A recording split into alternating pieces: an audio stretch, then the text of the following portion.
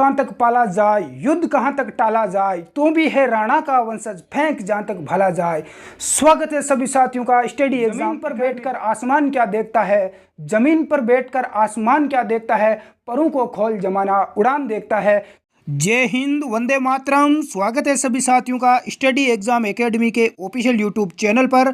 आज हम बात करेंगे राजस्थान पुलिस कांस्टेबल की जो अपनी नई वैकेंसी है 2021-22। इसमें एक नया टॉपिक है जिसमें 10 प्रश्न आएंगे महिला व बाल अपराध के 10 नंबर का। यदि आपको महिला व बाल अपराध की ई बुक चाहिए हमारी, तो आप ये देख सकते हैं स्क्रीन पर। यह ई बुक आपको मिल जाएगी मात्र 30 रुपये में।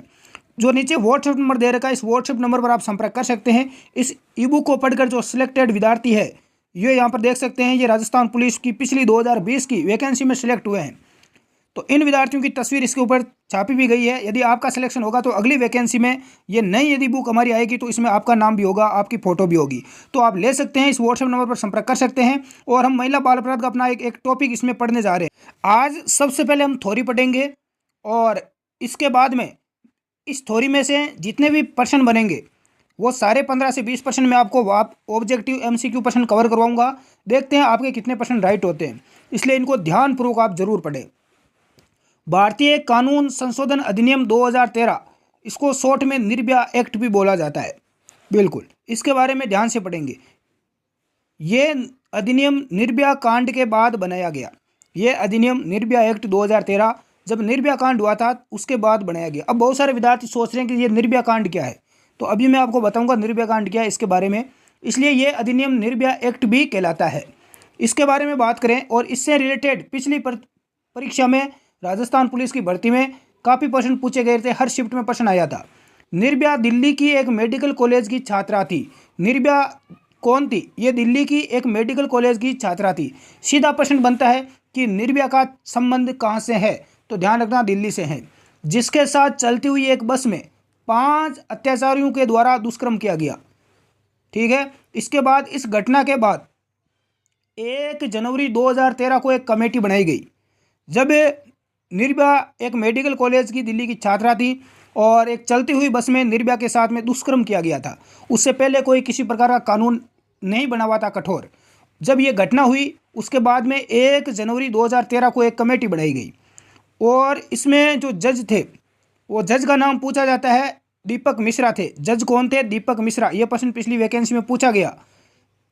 इसी दुष्कर्म के बाद भारतीय कानून में संशोधन किया गया। भारतीय कानून में थोड़ा बदलाव किया गया जो कि निम्न है।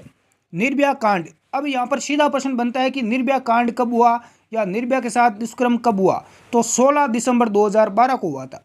किस दिन हुआ था? 16 दिसंबर 2012 में हुआ। बिल्कुल। अब आगे यहाँ पर बात करें, इस एक्ट को लोकसभा में कब पारित किया गया, तो ध्यान रखना 19 मार्च 2013 को। 19 मार्च 2013 को लोकसभा में पारित किया गया और राज्यसभा में इसके 2 दिन बाद यानी 21 मार्च 2013 को इसको राज्यसभा में पारित किया गया और राष्ट्रपति के द्वारा पारित किया गया 2 अप्रैल 2013 को। कब किया गया? 2 अप्रैल 2013 को राष्ट्रपति के द्वारा पारित किया गया। और ये एक्ट लागू कब हुआ, तो ये लागू हुआ राष्ट्रपति के सिग्नेचर होने के दूसरे दिन यानी 3 अप्रैल 2013 को ये एक्ट लागू किया गया। ये काफ़ी आपके लिए महत्वपूर्ण रहेगा। ये प्रश्न यहाँ से स्क्रीनशॉट ले लें, यहाँ से पूछे जाएंगे। इनमें से एक प्रश्न आपके एग्जाम में निकल जाएगा। प्रावधान क्या किया गया? यदि कोई बालिग, यदि कोई नाबालिग, कौन? नाबालिग भी बलात्कार का अपराधी है। ध्यान रखना, नाबालिग जिसकी आयु 18 वर्ष से कम है, यदि वो भी बलात्कार करता है तो उसे भी मृत्युदंड की सजा दी जाएगी। इतना कठोर कानून बनाया गया। यदि कोई प्राधिकार प्राप्त, यदि कोई प्राधिकार प्राप्त यानी जिसको अधिकार है, कोई भी पुलिसकर्मी मान लो, सरकारी कर्मचारी, व्यक्ति के द्वारा दुष्कर्म किया जाए तो उसे कम से कम 20 साल की सजा व मृत्युदंड का इसमें प्रावधान किया गया। कठोर कानून यहाँ पर बनाया गया। परीक्षा की दृष्टि से कुछ महत्वपूर्ण धाराएं हैं जो आप इसमें जोड़ी गई। ये धाराएं आप याद रखना। सबसे पहले धारा है 375।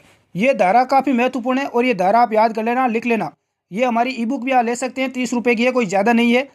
और 375 में बलात्कार की परिभाषा दी गई है।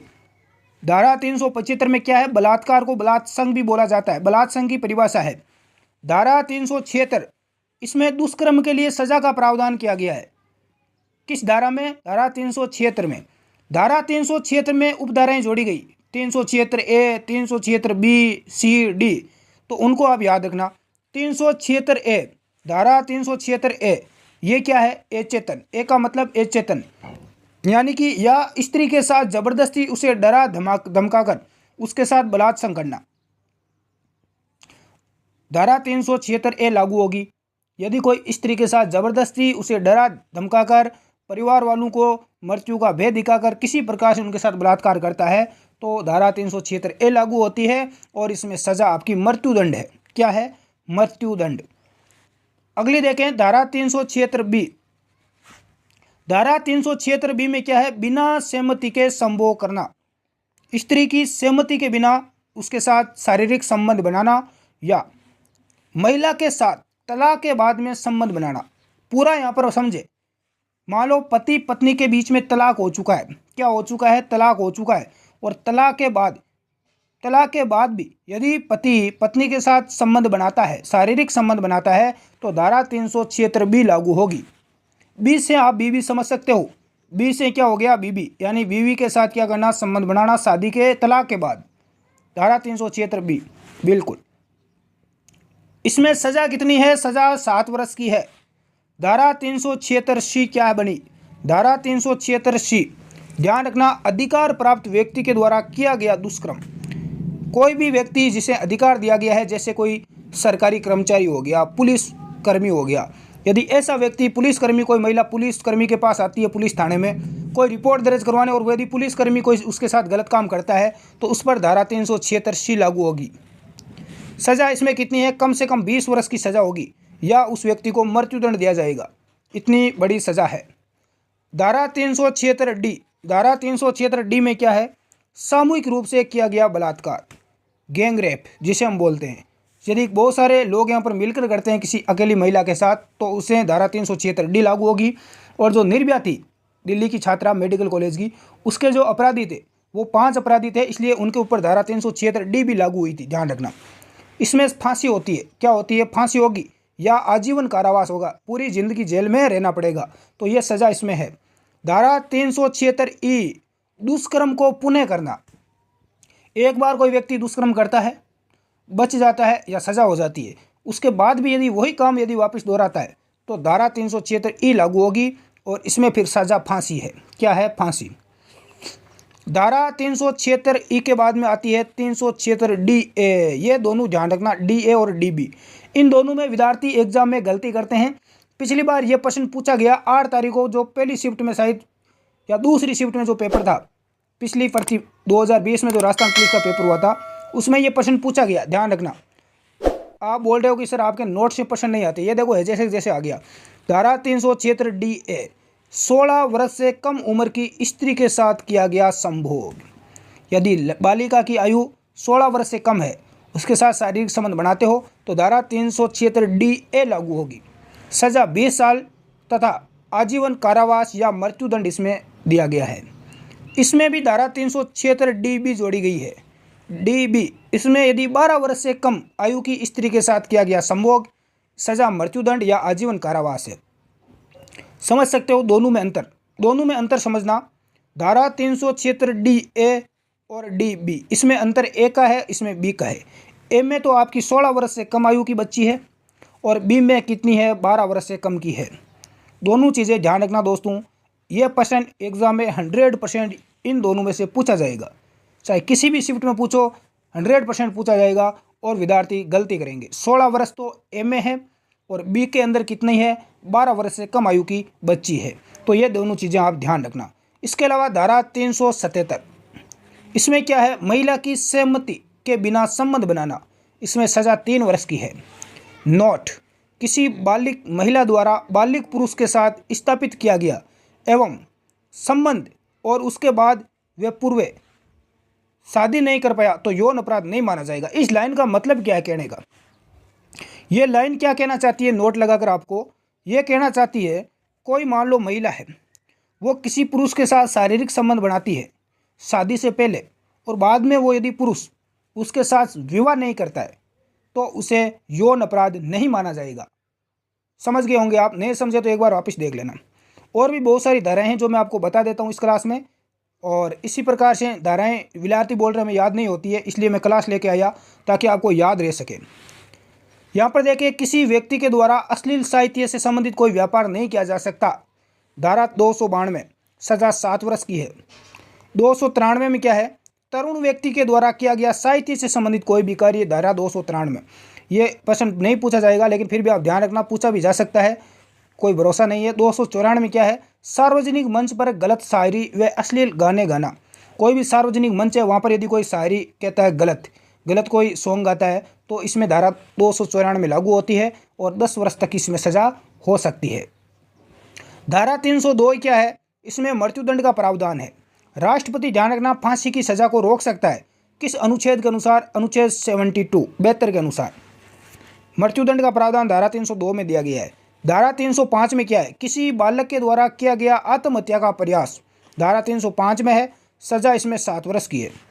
धारा 306 किसी बालिग व्यक्ति के द्वारा किया गया आत्महत्या का प्रयास, इसमें सजा कितनी है, 10 वर्ष की है। धारा 307 किसी व्यक्ति पर हत्या का प्रयास, सजा 10 वर्ष है। धारा 304 भी देश मृत्यु से संबंधित है। यह प्रश्न भी अच्छा है, देश मृत्यु से संबंधित धारा कौन सी है, 304 बी। धारा 493 किसी महिला को विधिवत रूप से विश्वास दिलाया जाए कि उसका विवाह हो चुका है जबकि उसका विवाह ना हो, इसमें सजा 10 वर्ष की है और धारा 493 लागू होगी। इसका मतलब आप समझ गए होंगे। मान लो किसी महिला के साथ आप धोखा करते हो, उसे बोलते हो कि हमारा विवाह हो चुका है, उसको आप ऐसे ही दिखावे में कहीं पर जाकर धोखे से ऐसे ही विवाह कर लेते हो और विवाह रियल में नहीं हुआ है, तो धारा 493 लागू होगी। धारा 494 पहले वाली पत्नी के बिना तलाक के किसी अन्य महिला से यदि आप शादी करते हो किसी अन्य स्थान पर जाकर, तो धारा 494 यहाँ पर लागू होगी और सज़ा इसमें 7 वर्ष की है। 495 में क्या है, पहली शादी का तलाक नहीं हुआ है और छिपकर यदि दूसरी शादी करते हो तो इसमें सज़ा 10 वर्ष की है, 495 में लागू होगी। तो ये दोनों चीज़ें अलग अलग है, थोड़ा इसमें ध्यान। कुछ धाराएं और बची हुई है, मैं बता देता हूँ। धारा 496 भगाकर महिला के साथ धोखे से शादी करना, किसी लड़की को लेकर भाग जाना, उसके साथ शादी करना, धारा 496 में लागू होगी, सज़ा 7 वर्ष होगी। इसे गंधर्व विवाह भी कहा जाता है। पुराने समय में इसे गंधर्व विवाह कहा जाता था, किसी महिला को उठाकर उसे शादी करना। धारा 497 क्या है, किसी महिला का पति जीवित है उसके बाद उस महिला के साथ संभोग करना, इसे जारक्रम भी कहा जाता है, सज़ा 7 वर्ष की है। ये जारक्रम वाली काफ़ी महत्वपूर्ण है, ध्यान रखना। इसमें 497 जारक्रम से संबंधित है। किसी महिला का पति जीवित है, शादीशुदा महिला है, उसके बाद भी यदि आप उस महिला के साथ संभोग करते हो, शारीरिक संबंध बनाता है कोई, तो सज़ा 7 वर्ष की है। 498 क्या है, महिला को लालच देकर किया गया या उसे बेला फुसलाकर महिला को उसके साथ यदि कोई अपहरण करता है, तो धारा 498 में लागू होगी, सज़ा 3 वर्ष की है। धारा 498 ए क्या है, पति या रिश्तेदार द्वारा महिला को क्रूरता दिखाना, क्या दिखाना, क्रूरता दिखाना, तो इसमें सज़ा 3 वर्ष की है। धारा 498 ए इसमें लागू होती है। तो इतना ही पढ़ेंगे, बाकी आगे का हम आगे की क्लास में देख लेंगे और कुछ प्रश्न भी देख लेते हैं। अब जो टॉपिक हमने पढ़ा है उस टॉपिक के कुछ प्रश्न हम सोल्व करते हैं, देखें आपके कितने राइट होते हैं। पहला प्रश्न आपके सामने है कि निर्भया कांड कब घटित हुआ। 16 दिसंबर 2012, 4 अगस्त 2012, 15 जुलाई 2013, 26 जनवरी 2013। तो निर्भया कांड कब हुआ मैंने बताया, और यदि आपने ढंग से पढ़ा है तो आपका राइट आंसर होगा बिल्कुल ए, आपका राइट हो जाएगा। 16 दिसंबर 2012 को हुआ था निर्भया कांड। 16 दिसंबर 2012 को कहाँ पर हुआ था, दिल्ली में हुआ था। बिल्कुल सभी का राइट है ए, जो भी विद्यार्थी बता रहे हैं। नेक्स्ट सेकंड प्रश्न है कि निर्भया कांड से संबंधित स्थान कौन सा है, जयपुर, जोधपुर, दिल्ली या मेरठ। तो आपका सी राइट आंसर हो जाएगा दिल्ली। बिल्कुल सभी का राइट आना चाहिए, अब गलती नहीं होनी चाहिए। अगला प्रश्न है कि दुष्कर्म के लिए फांसी की सजा का प्रावधान करने वाला देश का पहला राज्य कौन सा है, राजस्थान, उत्तर प्रदेश, मध्य प्रदेश या आंध्र प्रदेश। तो दुष्कर्म के लिए फांसी की सजा देने वाला पहला राज्य है मध्य प्रदेश। कौन सा है, मध्य प्रदेश। सी आपका राइट आंसर होगा। और दूसरा राज्य अपना राजस्थान है। दूसरा कौन सा राज्य है, अपना राजस्थान है।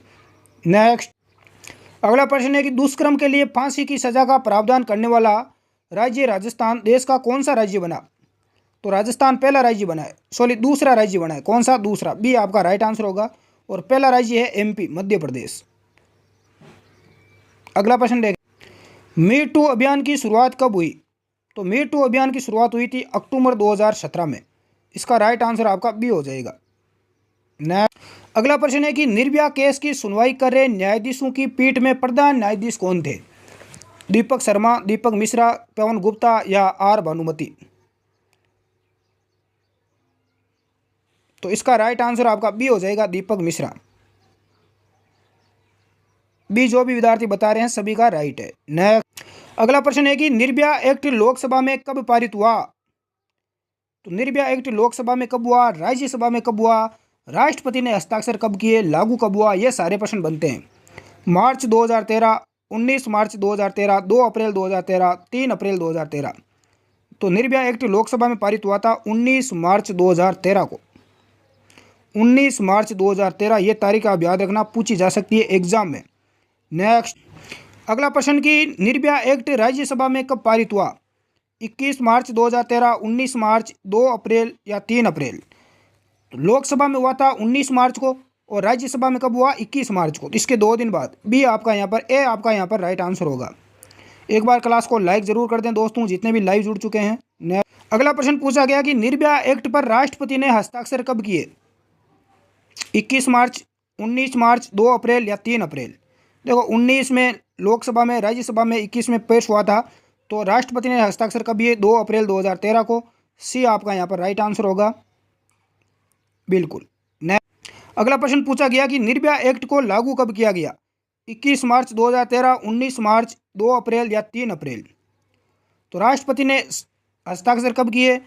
2 अप्रैल को, लागू हो गया 3 अप्रैल 2013 को। तो डी आपका यहाँ पर राइट आंसर होगा। 21, 19, 2, 3 ये चारों डेट आपके लिए महत्वपूर्ण है। और एक निर्भया कांड कब हुआ था, ये 4 ही डेट इसमें ध्यान रखना है। बाकी आपका निर्भया एक्ट है वो समाप्त हो चुका है। और बाकी जो धाराएं हैं मैंने बताई थी वो आप याद रख लेना, कोई दिक्कत वाली बात नहीं होगी एग्जाम। बाकी एक प्रश्न आपके लिए है, होमवर्क के लिए आंसर आपको बताना है। राष्ट्रीय बालिका दिवस मनाया जाता है 20 मार्च, 24 जनवरी, 30 अप्रैल या 5 जून? यह प्रश्न आपके लिए होमवर्क के लिए है और इसका आंसर आपको कहाँ बताना है? नीचे कमेंट बॉक्स में बताना है। देखिए कौन कौन इसका राइट आंसर बताते हैं। राष्ट्रीय बालिका दिवस कब मनाया जाता है? क्लास अच्छी लगी हो तो लाइक करें। और ये पूरी की पूरी महिला बाल अपराध की 500 से ज़्यादा प्रश्नों की PDF, साथ में पूरा सिलेबस थ्योरी टॉपिक वाइज यदि आपको चाहिए तो मात्र 30 रुपये इसकी प्राइस है। हमने वीडियो के स्टार्टिंग में व्हाट्सएप नंबर दिए थे, उस पर आप संपर्क करके ले सकते हैं। धन्यवाद। जय हिंद लाडलू।